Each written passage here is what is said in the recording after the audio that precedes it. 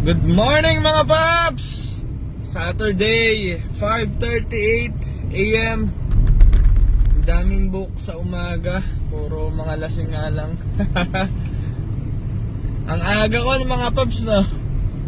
Pero sa totoo lang, hindi ako maaga. Hindi ako maaga gumising. Kasi wala pa akong tulog. Start ako ng 10 AM kahapon. So hanggang ngayon, bumabakbak pa rin ako. Kailangan lumapit. Kailangan humapit dahil masakit ang bayarin, masakit ang kaltasan, kaya bumabawi tayo ng biyahe. Ang daming biyahe ngayon mga paps. Sinubukan ko yung straight na biyahe from 10 AM kahapon hanggang ngayon 5:38. Maganda naman yung biyahe, kaso nga lang antok na ako.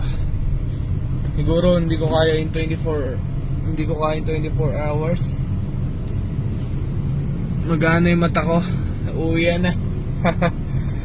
Saturday morning, tapos mamaya na lang ulit ako hapon babiyahe kasi na-stress ako sa traffic kanina. Yun lang mga paps, ingat.